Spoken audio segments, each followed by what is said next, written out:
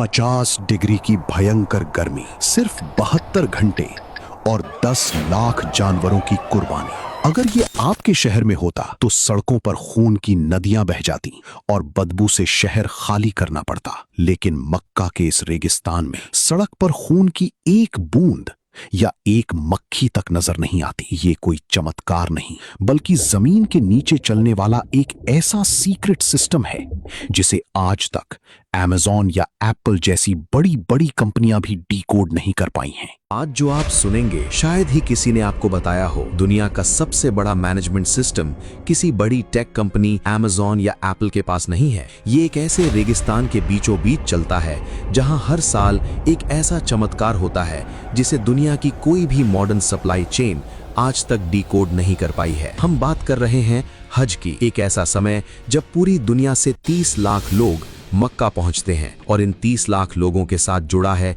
एक ऐसा secret operation जो सिर्फ और सिर्फ 72 घंटों के लिए एक्टिवेट होता है। लेकिन ये सिर्फ शुरुआत है, असली चौंकाने वाला हिस्सा तो अभी आने वाला है। अपने दिमाग में जरा एक कैलकुलेशन कीजिए, अगर आपके शहर में 10,000 जानवरों की कुर्बानी हो तो सड़कों का क्या हाल होगा। गंदगी, बदबू और बीमारियों का डर। अब सोचिए, एक ऐसी जगह जहां गर्मी 50 डिग्री सेल्सियस तक पहुंच जाती है और वहां सिर्फ 3 दिन के अंदर 10 लाख से ज्यादा जानवरों की कुर्बानी होती है। और हैरानी की बात यह है कि वहां एक मक्खी भी नहीं भिनभिनाती, खून की एक बूंद सड़क पर नजर नहीं आती। अगर आपको ये सब मैनेज करना होता तो आप कहां से शुरू करते? शायद आप हार मान लेते और कहते कि ये नामुमकिन है। यही सवाल सलमान के दिमाग में भी था। सलमान, जो भारत का एक टॉप सप्लाई चेन एनालिस्ट है, जब वो पहली बार हज पर गया तो उसे लगा कि यहाँ तो भयंकर अव्यवस्था होगी। उसका लॉजिक कहता था कि 10 लाख जानवरों का मांस एक ही जगह पर एक ही समय में प्रोसेस करना इंसान के बस की बात नहीं है। उसे लगा कि पक्का मांस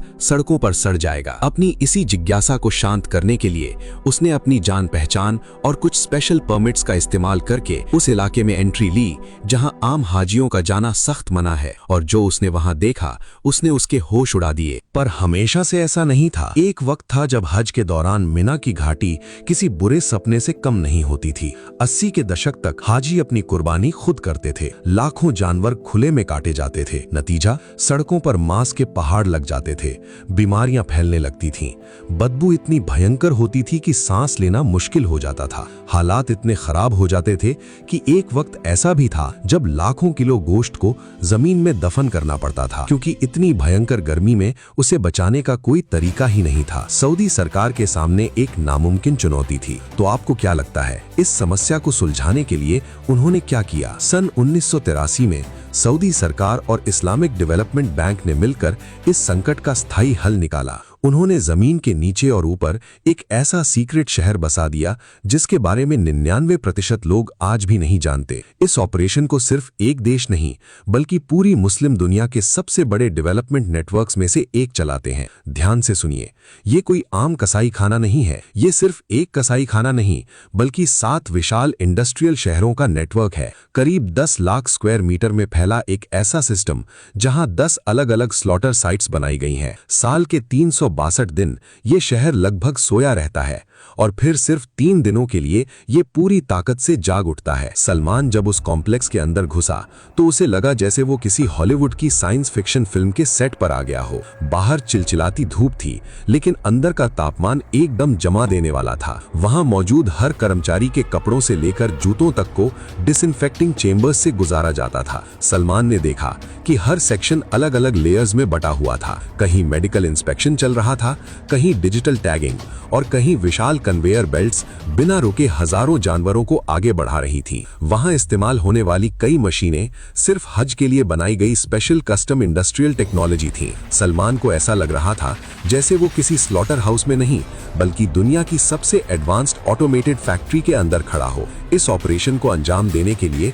पूरी दुनिया से 40,000 से ज्यादा ट्रेंड कसाई, वेटरनरी डॉक्टर्स और इंजीनियर्स को स्पेशल चार्टर्ड फ्लाइट से मक्का लाया जाता है। हर जानवर के कान में एक डिजिटल टैग लगाया जाता है जिससे उसका पूरा रिकॉर्ड सिस्टम में सेव हो जाता है। यहाँ सिर्फ हेल्थ नहीं, बल्कि शरिया के हर नियम को भी मशीनों और विशेषज्ञों की मदद से वेरीफाई किया जाता है। जहाँ एक तरफ जानवरों की मेडिकल स्कैनिंग हो रही थी, वहीं दूसरी तरफ ऑटोमेटेड मशीनें हजारों पैकेट प्रोसेस को सील कर रही थीं। हर स्लॉटर लाइन के ऊपर विशाल स्टील क्रैक्स लगे हुए थे, जिन पर पूरा प्रोसेस बिना रुके आगे बढ़ता रहता था। अब इस सिस्टम की रफ्तार का अंदाजा आप इससे लगाइए कि यहाँ औसतन हर 7 सेकंड में एक कुर्बानी प्रोसेस हो जाती है। जी हाँ, सिर्फ 7 सेकंड। सिर्फ कुछ सेकंड की देरी भी पूरे सिस्टम को बिगाड़ सकती थी, इसलिए हर मशीन एक दूसरे से सिंक्रोनाइज थी। अब इस पूरे सिस्टम को इंसान नहीं बल्कि आर्टिफिशियल इंटेलिजेंस मॉनिटर करती है। एक कंट्रोल रूम ऐसा भी था जहाँ दीवारों पर लगी विशाल स्क्रीनें पूरे ऑपरेशन को लाइव मॉनिटर कर रही थीं। हर जानवर, हर पैकेट और हर ट्रक स्मार्ट डिजिटल ट्रैकिंग के दायरे में होता है। लेकिन रुकिए, कहानी में सबसे बड़ा ट्विस्ट तो अभी बाकी है। जब जानवर कटता है तो उसका खून कहाँ जाता है, उसकी खाल का क्या होता है? 10 लाख जानवरों का मतलब है करीब 1.5 से 2 करोड़ किलो तक मांस। इस विशाल मात्रा को 72 घंटे में प्रोसेस करना और खराब होने से बचाना एक इंजीनियरिंग मिरेकल है। कुर्बानी के दौरान निकलने वाला खून खुले में या नालियों में नहीं बहता। जमीन के नीचे पाइप्स, ड्रेनेज चैनल्स और कूलिंग टनल्स का ऐसा जाल बिछा था मानो रेगिस्तान के नीचे एक दूसरी इंडस्ट्रियल दुनिया चल रही हो। कुर्बानी के बाद सफाई के लिए हाई प्रेशर सैनिटाइजिंग मशीनें तुरंत एक्टिव हो जाती थीं, ताकि कुछ ही मिनटों में पूरा एरिया दोबारा चमकने लगे। जानवरों की खालें लेदर इंडस्ट्री में भेज दी जाती हैं और एक अलग अंडरग्राउंड वेस्ट प्रोसेसिंग यूनिट हर मिनट टनों बायोलॉजिकल वेस्ट को रिसाइकिल कर रही थी, जिससे बायो फर्टिलाइजर बना दिया जाता है। पूरा सिस्टम इस तरह डिजाइन किया गया था कि जानवर के आने से लेकर मीट पैकेट बनने तक इंसानी हाथों का इस्तेमाल कम से कम हो। सलमान को सबसे ज्यादा हैरानी इस बात की हुई कि इतने बड़े ऑपरेशन के बावजूद वहां इंसानों से ज्यादा मशीनें काम करती नजर आ रही थीं। जैसे ही गोश्त तैयार होता है, बड़ी बड़ी ऑटोमेटेड मशीनें उसे काटती हैं। सलमान ने देखा कि कुछ मशीनें इतनी तेज थीं कि इंसानी आंख उनके ब्लेड्स की मूवमेंट तक नहीं देख पा रही थी। इतनी विशाल मात्रा में मांस को खराब होने से बचाने के लिए इंडस्ट्रियल वैक्यूम पैकिंग मशीनें लगातार 24 घंटे काम करती रहती थीं। कुछ जगहों पर रोबोटिक आर्म्स गोश्त को कन्वेयर बेल्ट से उठाकर सीधे फ्रीजिंग सेक्शंस में डाल रहे थे। इन फ्रीजर्स की क्षमता इतनी विशाल है कि इनमें 7 लाख जानवरों का गोश्त एक साथ स्टोर किया जा सकता है। हजारों टन बर्फ और कूलिंग गैस पाइपलाइंस इस पूरे सिस्टम को लगातार ठंडा रखती थीं। एक सेक्शन ऐसा भी था जहां सिर्फ तापमान मॉनिटर करने वाली मशीनें लगी थीं, क्योंकि तापमान में हल्की सी गलती भी करोड़ों किलो गोश्त को खराब कर सकती थी। हर फ्रीजिंग चेंबर के बाहर डिजिटल स्क्रीनें लगी थीं, जिन पर अंदर का टेम्परेचर और स्टोरेज डेटा हर सेकंड अपडेट हो रहा था। 20 जायंट फ्रीजर्स के अंदर सिर्फ 15 से 20 मिनट में वो गोश्त -40 डिग्री पर जमकर पत्थर हो जाता है, ताकि उसमें कोई बैक्टीरिया पनप ना सके। एक पर्ची कटवाने से लेकर पैकेट बनने तक पूरा सिस्टम किसी स्विस घड़ी की तरह चलता है। आज के समय में हाजी को खून और गंदगी के बीच जाने की जरूरत ही नहीं है। वो डिजिटल कूपन खरीदता है, अपने तंबू में आराम से बैठा होता है और उसके नाम की कुर्बानी इस हाईटेक फैसिलिटी में हो जाती है। हाजी को पता भी नहीं चलता और कुछ मिनट बाद उसके मोबाइल पर एक मैसेज आता है, आपकी कुर्बानी मुकम्मल हो चुकी है। लेकिन अभी भी एक आखिरी सवाल बाकी है। क्या आपको याद है मैंने शुरू में कहा था कि असली चौंकाने वाला सच कुछ और है? लोग सोचते हैं कि ये सारा गोश्त सऊदी अरब के लोग खा जाते हैं या फिर इसे गड्ढों में दफना दिया जाता है, पर असलियत आपकी आंखों में आंसू ला देगी। जब वो लाखों किलो गोश्त फ्रीज होकर पैक हो जाता है तो उसे स्पेशल रेफ्रिजरेटेड ट्रकों में लाद कर जेद्दाह के पोर्ट पर ले जाया जाता है। वहां इंतजार कर रहे होते हैं विशाल काय समुद्री जहाज।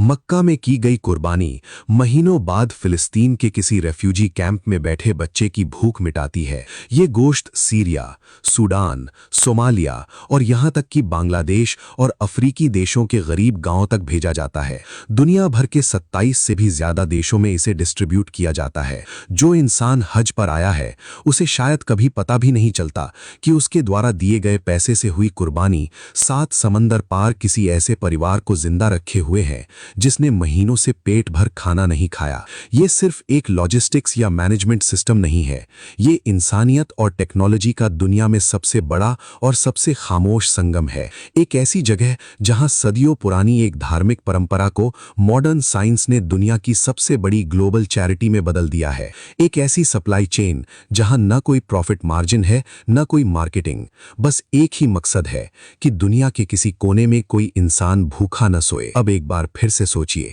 10 लाख जानवर, हर 7 सेकंड में एक कुर्बानी, 40,000 लोग, 7 विशाल शहर, आर्टिफिशियल इंटेलिजेंस, मशीनें जो पलक झपकते ही अपना काम कर जाती हैं, और 27 देश। क्या आपने कभी इस सीक्रेट मैनेजमेंट सिस्टम के बारे में सपने में भी सोचा था?